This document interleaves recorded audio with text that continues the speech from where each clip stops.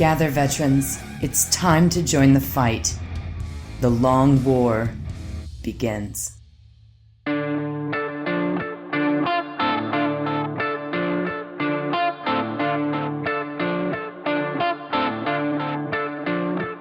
This is The Long War.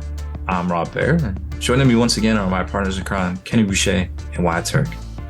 What's up, guys? Yo, dog, good to be here. Yo, what's up?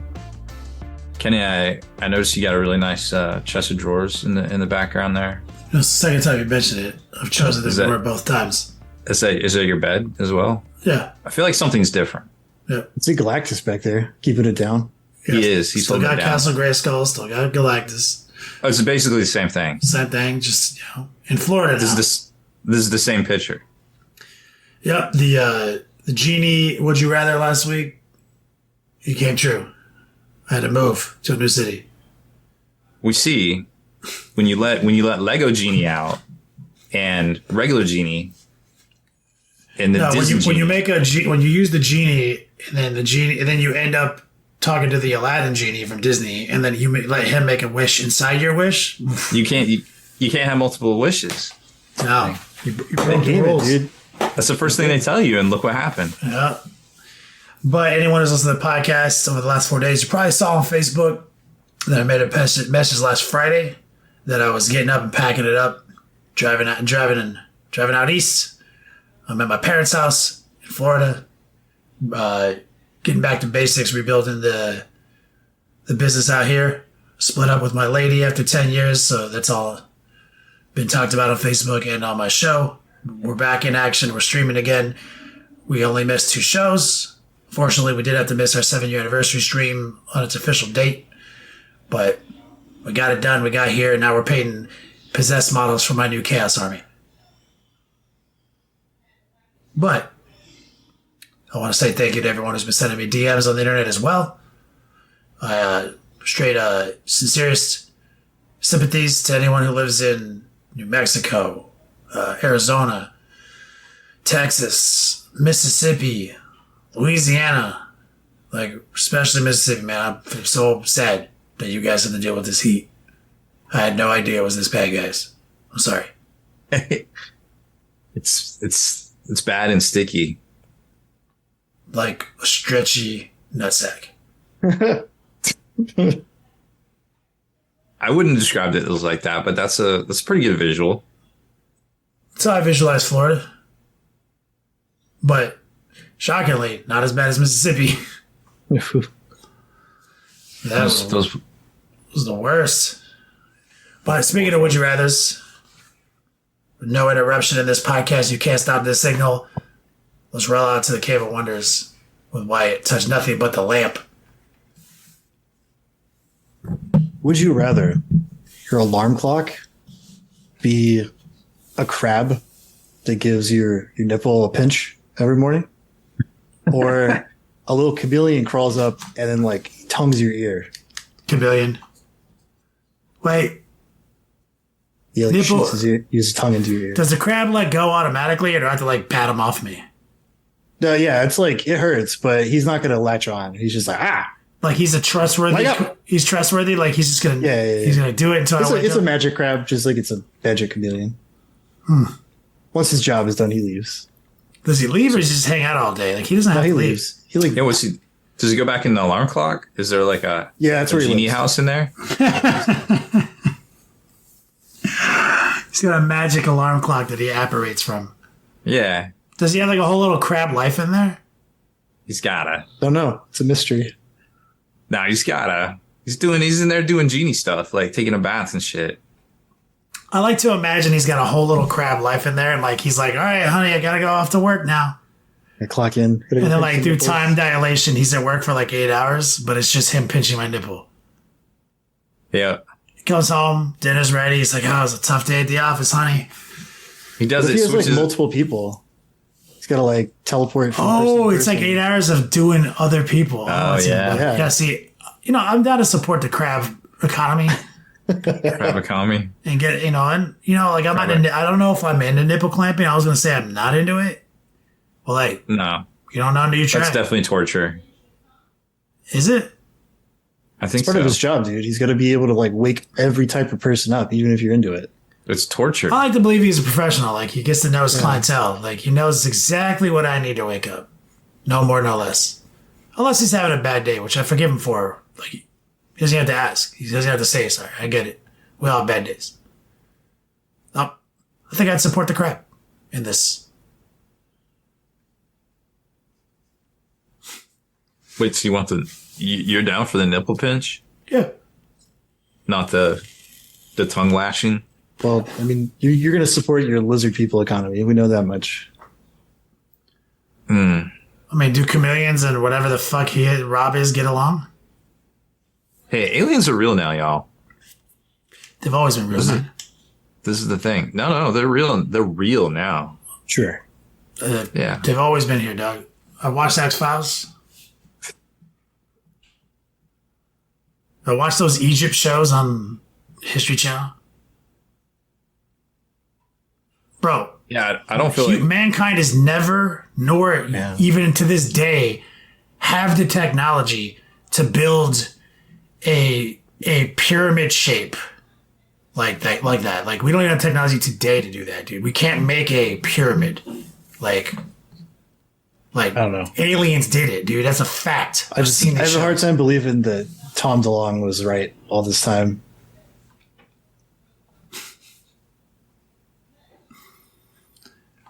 What do you pick, Rob? Lizard, tongue I think I'm lashing, gonna go with... or nipple clamps? I'm gonna go with lizard. Normally, I don't like things messing with my ears because they're ridiculously large, but You like it even less when people fuck with your nipples? I like it even less when people mess with my nipples. We got a lot of hair down there now. You got nipple hair now? Yeah, I've been growing it for a while. Or on the... God, is it weird that I want to see this so bad now? I have more hair on my chest and my face, you know. Like, I want to see it so bad now. I like it there. It's fine. That's right. You didn't even ask about how far the tongue goes into your ear. Far enough. Into your ear? Why do you need to put it in the ear? That's the wet willy. Oh, you didn't say wet willy. Yeah, he's gonna tongue in your ear. I thought you just like mess with the earlobe or something. That's the outside of your ear. I didn't say outside. I said in. I don't know. It's not that bad, I guess. I usually keep it extra waxy, so he won't like it. He'll just do it real quick and leave. We hope so. I mean, he hopes so. Is Well, he magically immune to my waxy ear? no, he my cleans waxy out your innards? ears for you every morning, dog. That's Yeah, not I mean, true. there's benefits. Is he one of those little like parasite fish that like go around in the mouth and like clean the teeth? No, he's a too? chameleon. He's a chameleon who sticks his tongue in your ear, pulls out that huge waxy nugget, and wakes you the fuck up. Yeah. Joke's on him. I'll just be up before he gets there. Yeah, I'll be like, I'm butthole good, dog. spiders. That's not how it Sounds like works. butthole spiders. Sounds like He wakes What if you I up. have to get up to go to the bathroom and Then I'm already up? you can't even wake up anymore unless this guy shows up.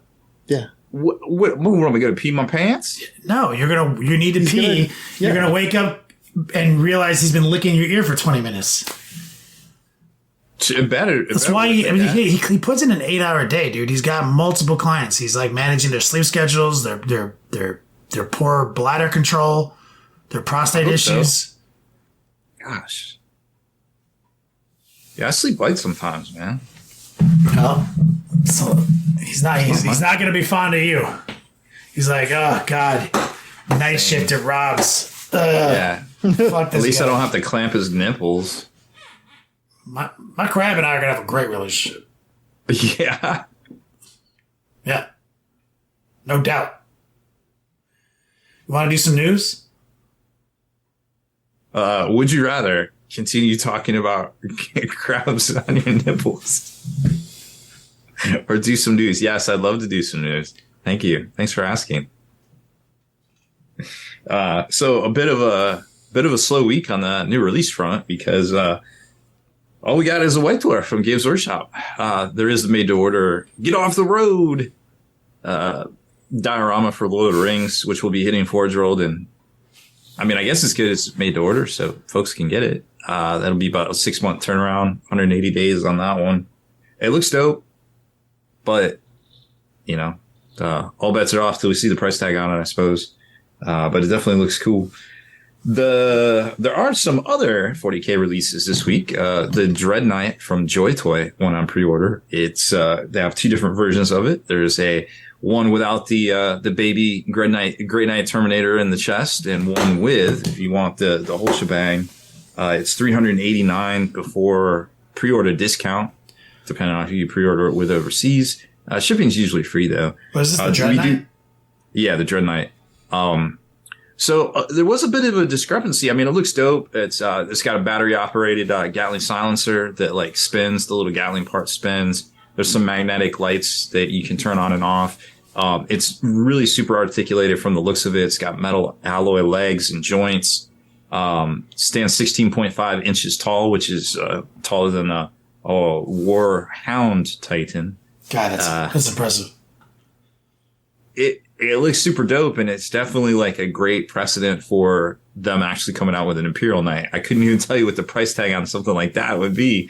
It's just kind of mind-boggling, but this thing looks cool, and I definitely haven't had a chance to kind of look and see, people talk. All I was seeing is people like, hey, you ordering this? And some people are like, yeah, it's kind of expensive. And other than that, I think it looks dope and definitely worth a pickup. I'll probably pre-order one because I'm stupid and I like big robot things. But yeah, it looks super dope. So I can't wait to see it actually hit stores. It may come with a magnetic base. There was a pre-order stream from Joy Toy themselves where they showed it had some sort of magnetic base so you could pose the legs and do different stances and things. But the descriptions from the pre-order on the 2 different sites I looked at, Locker Toys and Flymia, didn't seem to indicate you got that with it. So I'm not exactly sure how much yet. But yeah, the thing's that thing's super dope. If you're into conventions and events, there's 2 things that should probably be on your radar this month. First of all, right now, SoCal Open tickets are live for that event. I believe it's the end of October. And the Adepticon hotel room blocks will go on sale at 10 Central Daylight Time.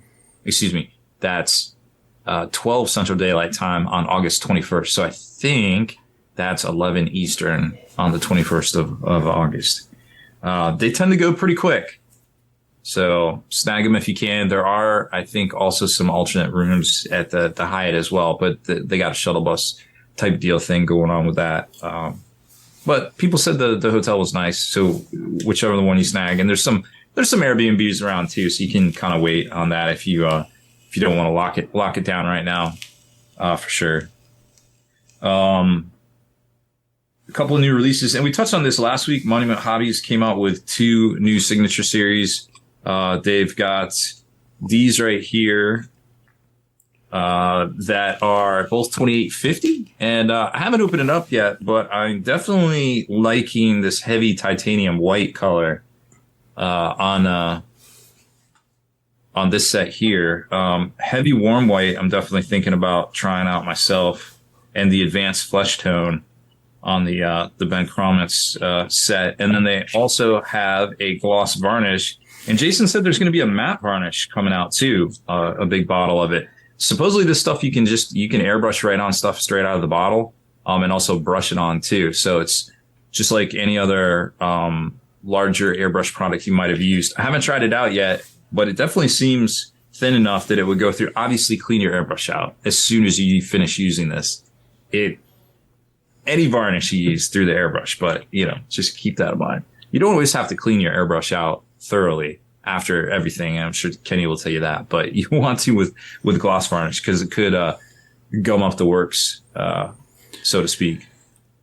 Yeah, it's concentrated acrylic, so yeah, it's still water soluble, still cleans right up. Right, but if you let it harden, it could be kind of annoying. Yeah. Which is why I leave my airbrush face down in like a glass full of simple green of water. It turns out was that? if 50-50? I mean, whatever I'm feeling that day. It just turns out that if the paint can't dry because there's no air touching it, how can my airbrush get clogged? Oh. I've also heard that if you wait till the last second, it only takes a second. Except with chores. They take the same amount of time. It's true. Oh, man. RTLW has a new weekly sale this week. This week it's on busts. And I know Kenny's been talking in the past about, painting something different, painting something bigger. Busts are pretty fun.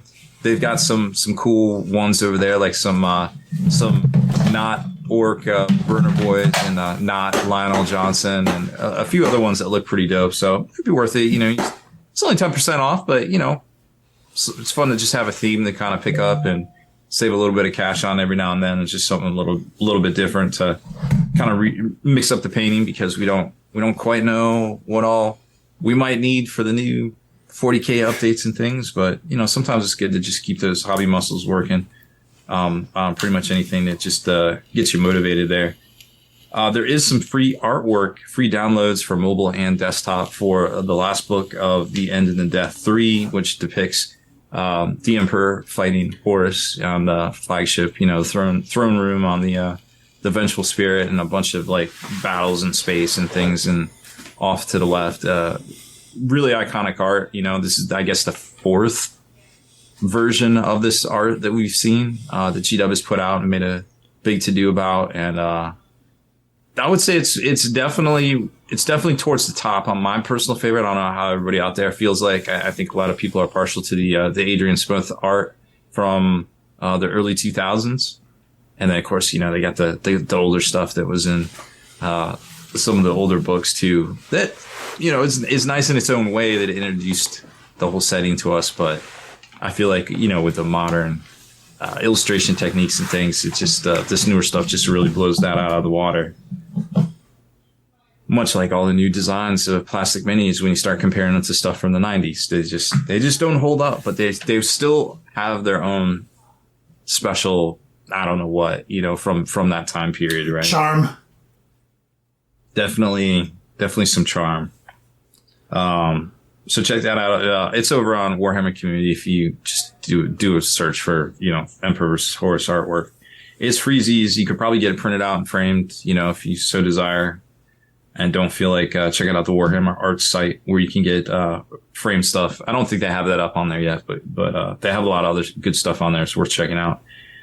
There is a new free miniature announced for this month. It's going to be an Uruk from Age of Sigmar. The new coin is from the realm of Gur, so it's got the little arrow symbol on it. If you're collecting the coins, well, you probably want it there. You get the coins by spending $100 at the GW store. Of course, you just get the free mini by going in and bringing a friend.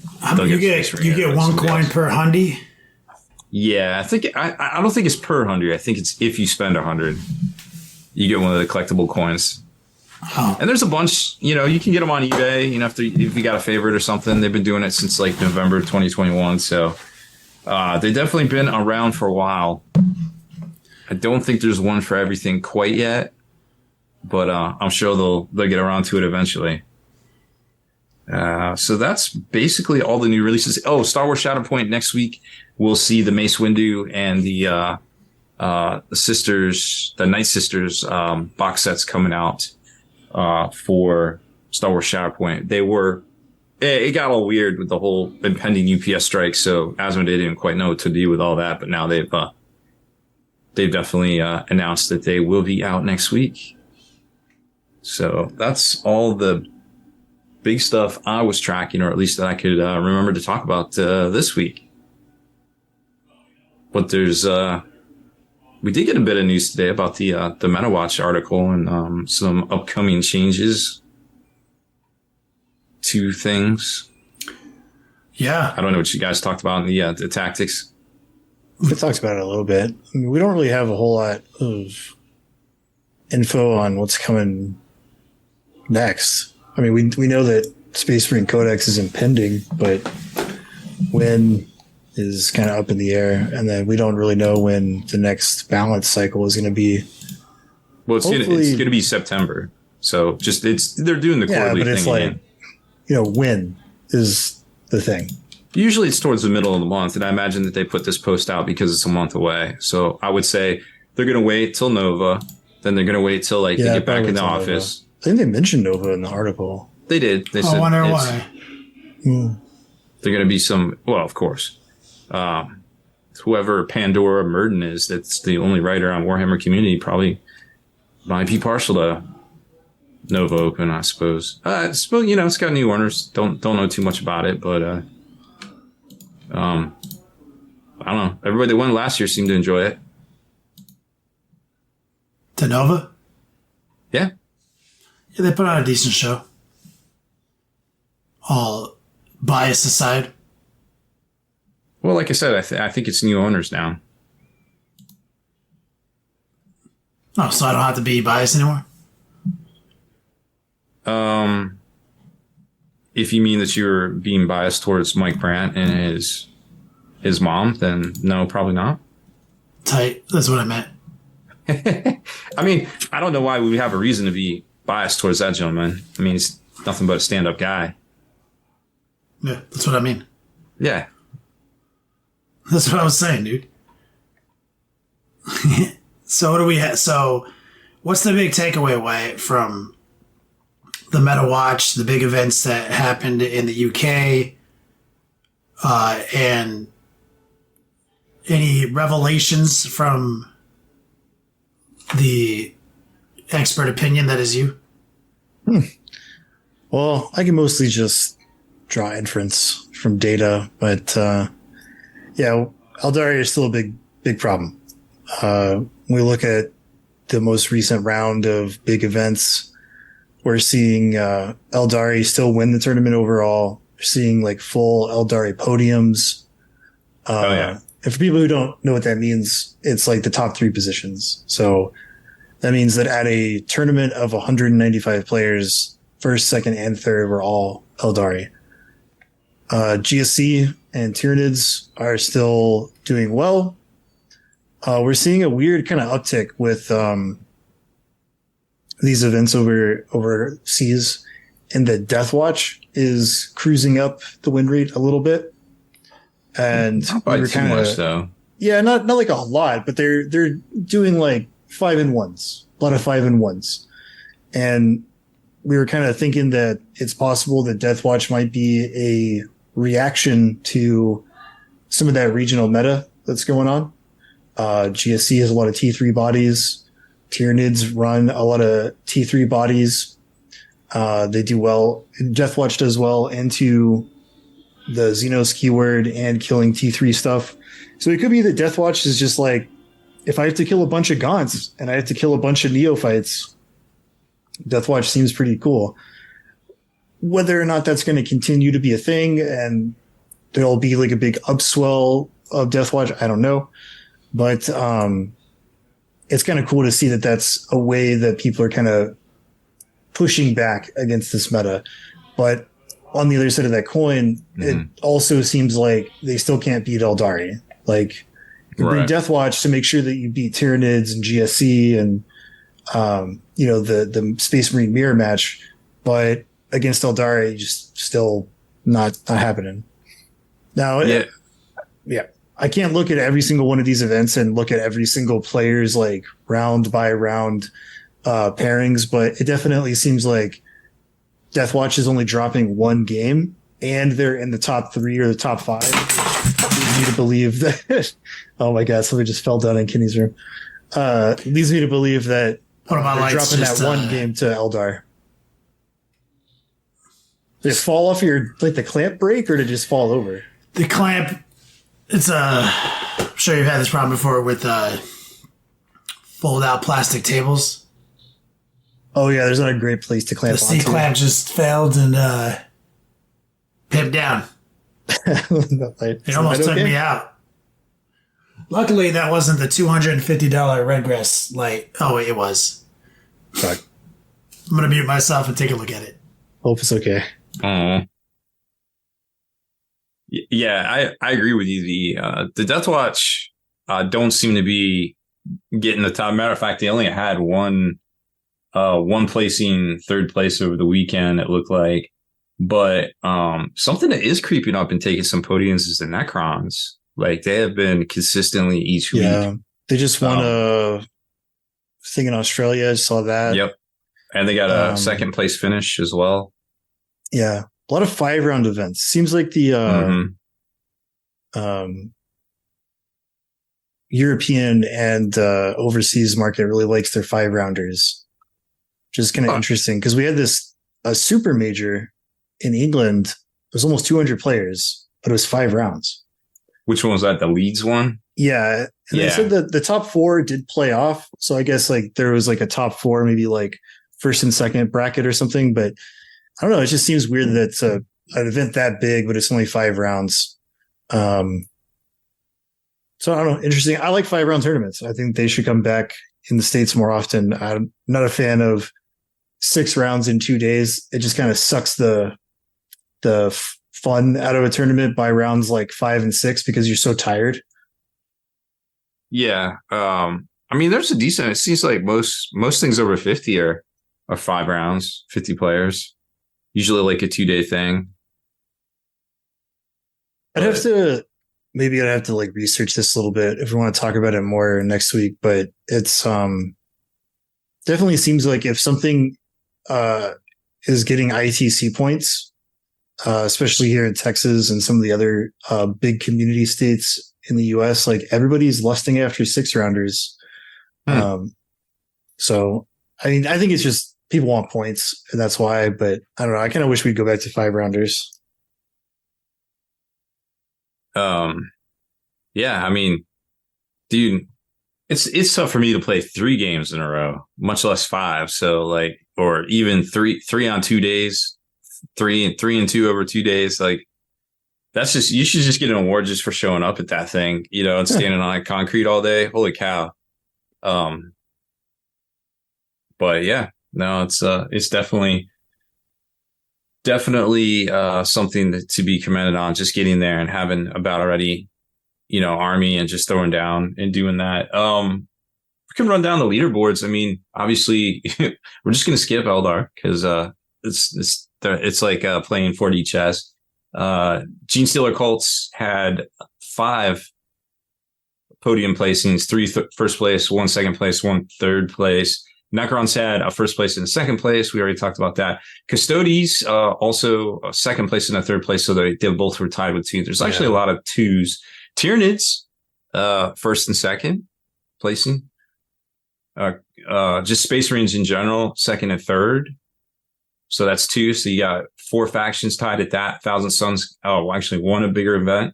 Imperial Knights have kind of continued the progression downwards to 1 second place events. They might have been a little too heavy handed. That's all I'm saying. It might have been the gatekeepers. Now they're not keeping the gate. Something about the Knights thing that's also weird too, if we're just talking about data and win rates and things of that nature, is because so many events are knee jerk. Well, maybe not knee jerk, that's the wrong word, but they're overruling the 10th edition core rules with a house rule, quote unquote, changing the way the terrain works, right? So you can't see through the ruins or whatever. Yeah. So it's hard to really figure out if the points change is correct, too much, too little, if towering is still a problem, if it's not still a problem, because so many people just straight out refused to go with the by the book terrain rules. And I mean, like, I'm not, soapboxing for the terrain rules or against the terrain rules. I'm just saying that, like, there hasn't been that many tournaments that are like, we're playing the terrain as is. We're going to see how it works. A lot of people were just like, I don't like this. We're changing this. If GW refuses to change the towering rule, we're just going to change how terrain works. So it makes gathering data on whether or not knights are too strong or over nerfed from this last change or under nerfed from the last change. Because we just, like, everything is different. Like, every tournament has their own, like, sets of terrain, how they play that terrain, how much terrain is on the table, all that kind of stuff. So it's weird. Although in the new MetaWatch article, they do call attention to the fact that they are aware Imperial Knights are still above their Goldilocks zone of balance, as well as other towering units.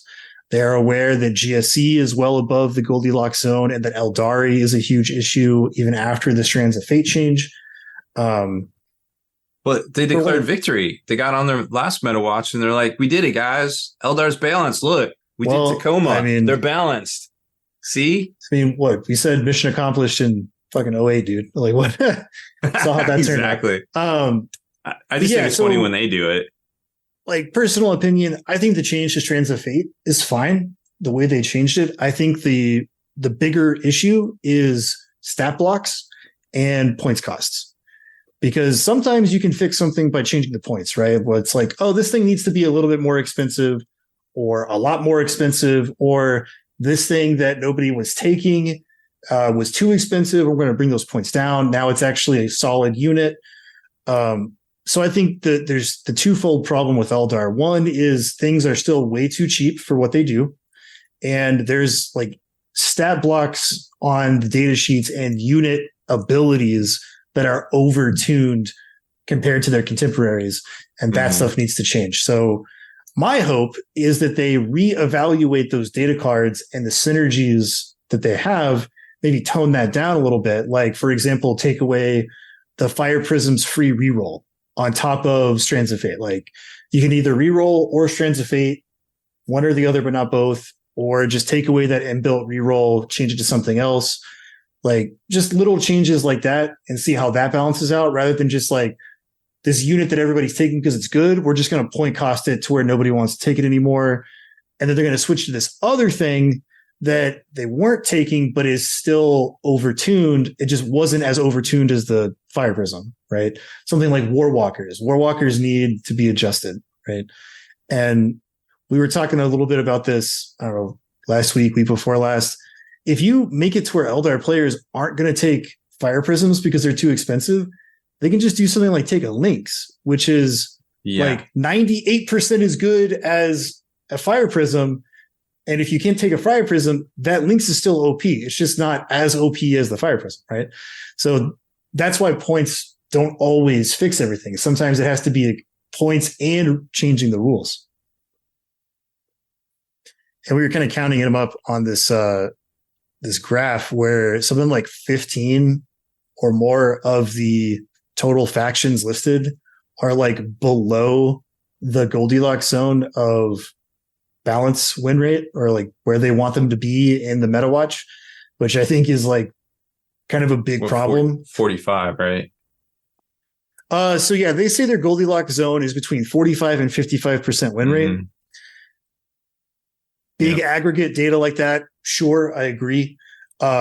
If we're talking about like your average Joe wants to do well at 40K with his friends, or wants to do well at a tournament competitively, if a faction is like below 50%, I personally would consider that faction to be in a bad place. It needs to get brought up. Or things that are way too overtuned need to get brought down so that those other armies have a chance to compete. And the reason I say that is because if something has a lower than 50% win rate, that means you're losing more games than you're winning, which is feels bad as a player. So, and you know, if you lose a game because I made a mistake, or you know, it all came down to a singular nail biter of a dice roll and it didn't go my way, that's just the way, that's the nature of 40K. But if it's like my faction just sucks and nothing I do can dig me out of this pit because of the way the game is designed, that's a big feels bad, and that stuff needs to get adjusted. So I've been looking at the events. It looks like Boardroom Brawl was the one that Knights actually finished third at. And they don't say anything in here about any different terrain. So I was trying to look at some of the other bigger events, like the Battle at End Allhammer's, GT at Table Towers, Maryland. Probably have to look at their player pack. Yeah, and that's what there isn't any links to it in BCP, unfortunately. So yeah, And that adds to the problem. Sometimes it's just like people will show up day of and they'll be like, this is how we're ruling terrain. But I know, so Tables and Towers is UTC. Generally they do UTC there. And I know they had, so I'm going to go to their Facebook and just see if they have like a player pack or some such, just to be like, hey, it's different. Because me personally, and this is Rob Bear opinion, I don't Rob, think you're not allowed to have opinions. What are you saying? I mean, depending on who you ask on the internet, I'm not. From who I from what I think, I don't think taking away the towering part and charging 60 points more I don't think that's a good trade-off. I don't think you can. Yeah, it's got to be one or the other. Yeah, and I'm okay with the reroll only being one, whatever. That's fine. Or all one or all. I don't care either way. I'll take whatever. But that's just too big of a trade-off, in my opinion, because the 60 points on 3 nights is huge. It's basically a whole little night or a little night and some enhancements. And I just don't think it was really thought through. And if these guys were meant to be the gatekeepers, again, not GW, don't know what they're thinking, but then it's really hard for them to be the gatekeepers if that was the case. So I just don't think, man, I'm really looking for this. So they got an event link on here, but no. They constantly struggle to figure out what their intent and design is with knights, because sometimes it feels like the knight dexes are like not very good, like not a great thing to do if you're running all knights, but a knight allied into an army is really useful. And sometimes it's the opposite, like where the codexes are so overtuned that they need to be adjusted, and bringing a singular knight really sucks because you don't have all the extra rules. Because I mean, like when they came out, the whole advertisement thing of knights was like, add this thing to your army, like bring a big stompy robot to, bolster your forces. So like, has that shifted? Are they still designing it with that kind of mentality? What's going on? I just don't know. So let's talk a little bit more about, some of the pairings here. So we could just run it down. And unfortunately, the data, this is more updated data than what was in the MetaWatch, because a whole other week's gone by since the MetaWatch referred to the data. Yeah, they said it was dated like the 8th. Yeah, before the last weekend stuff basically got put in. So Eldar went up to a 70% win rate. Yeah, yay. G-Stone called 65, Imperial Knights 57. But I feel like that Imperial Knights is a little bit more inflated based on earlier results, like before the changes. Yeah, possibly. But then when you start looking at, then you get to 54% with Custodes. And then if you go down, Black Templars 45%. So that's basically your sweet spot of all those factions in there. The stuff under it is Blood Angels, Space Marines, Astra Militarum, Adeptus, Soratus, Mechanicus, Dark Angels, World Eaters, Drakari, Space Wolves, Tau, Grey Knights, and then Death Guard and Legions of Votann, which are just not doing so hot. But pour some out for the Legions of Votann players, dude. Dude, for real. Like, that was. Can you say bait and switch? Like, is that too strong? I don't believe that's the case. Bait and switch implies like forethought, like conspiratorial forethought of like, we're going to advertise as like one thing, and then internally we're going to like internally without outside stimuli, we're going to like change it after people have bought money or after people have put in pre-orders, right? When the reality is that they caved to external pressure after the multiple previews and after the codex leaked. But I mean, them putting that out in October and the edition changing in June was like a foregone conclusion. Oh, do you mean like World Eaters or Votann? No, Votann. Like, they came out in October and, June, like, that's 9 months. You got 9 months to play. I mean, pour one out for World Eaters because they got 3 months. And Guard. And Guard. Although, I'll say that I like the World Eater rules now better than I liked the codex they put out. But yeah, totally. I'd say that like 9 months with a codex relatively unchanged is a pretty good run. But we didn't even get that. Like they've vastly changed it before it even hit shelves. But I wanted to talk about a little bit, like, and we have an editorial coming out on this, like how, and we talked about it before, like, hey, get your reps in, right? And I think when you had Anthony on, you're talking Steven, excuse me. Yeah. I'm bad with names sometimes when I don't meet him face to face. Like play and get your reps in. Like I think he was talking about like somebody was starting Death Guard or something. Mm-hmm. And he's like, yo, dog, yeah, paint that shit up, get your reps in with it. Because when you do that, right, you learn the ins and outs of your army. So then when that balanced data slate does drop, you already know, you can look at it and you can be like, oh shit. How do I pivot? Oh shit. That's 4 points less now. Oh, like I can get a whole squad, right? Oh, I know the meta is this. So let me bring this, kind of like we was talking about with some orcs, people bring all the Gretchen and stuff. Like that is super important. That's a huge game changer. That's one of the major differences between people who play the game at a high level and people who like don't, either by choice or not. But I mean, just saying, like, when you look at the people who consistently do very well and win lots of games on the competitive scene, they don't waste brain power on, oh man, this changed and it ruined my army list, or oh gosh, this unit that I really liked isn't good anymore. Like, we don't waste brain power on that, right? Like sometimes we'll joke about it. Like there's the Lord of Skulls meme, like how could they do this to my boy? That kind of shit, right? But it's like the reality is, I don't fucking care. As soon as that shit happens, I'm like, all right, it's dead to me, because there's just, I don't know.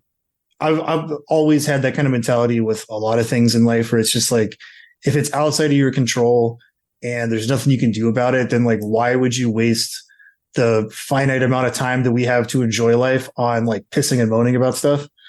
So when things balance wise change and they're like, oh, well, I can't take Repulsor Executioner anymore because it's too many points or it's not very good. I'm just like, I'm going to put it up on my shelf and I'm going to grab something else. I'm going to scheme with the boys and figure out the next step. Yeah. So let's talk about that, like stat wise, right? So like, let's look at Tau, because they're like basically fourth from the bottom. So you're like, oh, Tau's dog shit. Don't play Tau, right? They're terrible. But when you dig into the actual numbers, you've got, and this is of course in registered tournaments. This isn't, down at the local game store and all that. This is people playing, ITC numbers. Games played 358, player count 65, which is respectable. By comparison, Leagues of Votann 27, Death Guard 27, Grey Knights 33. They have, out of those 65 players, you have 3% of all games are 4-0 event start, right? And that why that's important is we kind of talked about it earlier. Some games are five rounds, some games 6 rounds, whatever. So being 4-0 is super important. Now, yeah, do those dudes get beat down when they go up against GSC, maybe Knights, or Eldar? Like the real overtuned codexes. Yeah, there's definitely something to be said about somebody who is playing at the height of the skill ceiling of the game or a codex, right? Like we had Palm Springs not too long ago where one of our guys almost went undefeated at a really dense talent pool tournament with AdMech. And he could have, a couple of things go a different way. He could have won Palm Springs Open with AdMech when people were like, unplayable, shelve that army, dog shit. Some of these armies do have really good tool sets in 10th edition. It's just, they're not easy to play with. They're not easy to just effortlessly breeze into wins and overpower your opponents where there's nothing they can do back. And there is like that thing of, okay, well, how many people are playing Eldar because they've always played Eldar? How many people picked up Eldar because they are kind of smooth brain right now and like overtuned? We don't know, right? That's not a data that anybody can or does track. So hard to say that, but we still consistently see tournaments where it's like, oh, well, here's like a Necrons on the podium when Necrons are not looked favorably upon by most of the community. Same thing with Tau, Admech, things like World Eaters. Like, we had Red at Lone Star Open go 5-1 with World Eaters, right? And they're like right near the bottom of the balance pool. But it's how you are piloting your army, how you're utilizing the strategies that you come up with, how you are tackling the problem solving at the table, all that factors in. So it's not always about the codex. Sometimes it is. Like sometimes you're just like, well, I can beat every single other faction but Eldari because nothing can beat Eldari except Eldari, right? Or if it's a novice player that was just easy button in it and you get to the top and you're more savvy than them. Yeah. And that's part of the bell curve and win rate too, is because you'll see something rise, and now we're seeing Eldari like in some instances they're kind of at the peak and then going down a little bit on that curve because more and more people are like, I'd like to possibly win a tournament, and also I enjoy Warhammer, so I'm going to buy some Warhammer models which I love, and I'm going to paint some Warhammer models which I love, and I'm going to play Eldari. Not everybody does that, right? That's the best case scenario. Somebody who's like doing it for the love of the game. But a lot of people are like, I want to smooth brain win a bunch of tournament games. I'm going to buy Eldari stuff. Like that happens. That happens every single time a new codex comes out, regardless of whether or not it's good. There's the knee jerk hop on the new stuff. And then there's the like, this is OP. I'm going to get carried a little bit. That always happens, and it always will. Mm-hmm. So, that's a really good point. So like if we look at some of these top end armies here, like we talked about Deathwatch. So Deathwatch actually has the same amount of 4-0 starts as Tau, and actually less players. They have 32 players with games, whereas Tau has 65. So that's kind of part of more people are playing it that are bringing down the numbers. In the case of Tau, in this instance, right, which are fourth from the top, Deathwatch are fourth from the bottom. Deathwatch are sixth from the top. Even Tyranids have the same amount of 4-0 starts as all of them, right? But then when you look at something like Admech that we just talked about, they have 12 players playing them, but 8% of all wins or 8% of all games are 4-0 starts for them, which is the same as Necrons and Chaos Space Marines, and Imperial Knights are 9%, and they're third. Yeah. And that is probably indicative of separation of the talent pool of players. Because I mean, for people who may not go to a lot of tournaments, I would say it's clear. It's a fact. The majority of people who go to tournaments are going to have a good time. And, whether they believe it or not doesn't matter. But they're not going to win that tournament. They're going into that knowing they're going for a good time. They're going for a dad weekend with the boys to drink a bunch of beer and play Warhammer. And they're going to lose a bunch of games. And they might win some. They're going to have a great time. That's the majority of people who go to tournaments. And then you have people that are like actual tournament competitive players that are trying to place and win that tournament, and they're bringing the heat and they're bringing their skill set and their talent into that room. And so even though they might have a bad faction like Tau or Admech or what have you, they're going to go 4-0, and then they're going to run into one of those other players that is also at that caliber. And then a lot of the other factors come into play. Like, are they playing Eldar? Is their stuff overtuned? We'll see. Yeah. But I think, everything's about to change in September regardless. So it's good to just kind of remember, hey, just play what you're playing. GW is aware of the issues, and we know that the balance after about the first year in 9th edition got really good and really dialed in every quarter.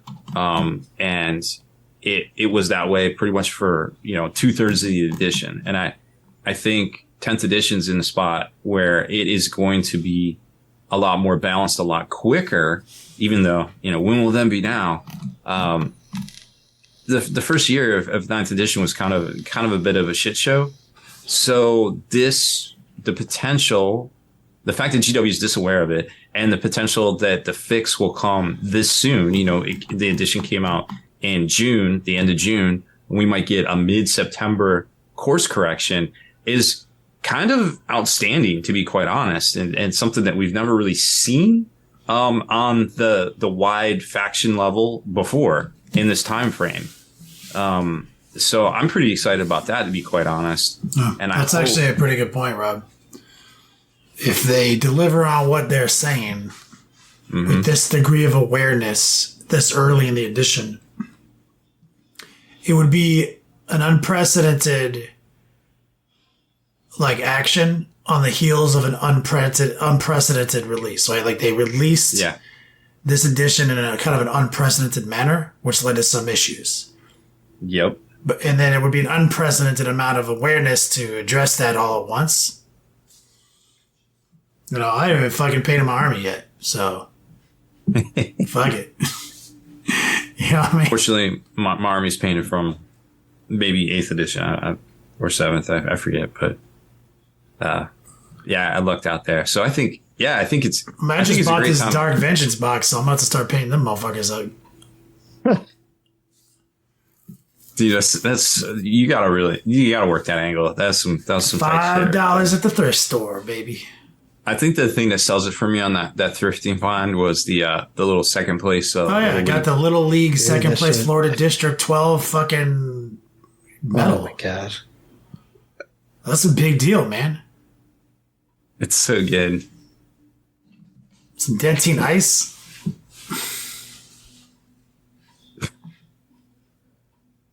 Nah, it's good. So I think overall it's a good place to be. Finding models a bit of a problem right now.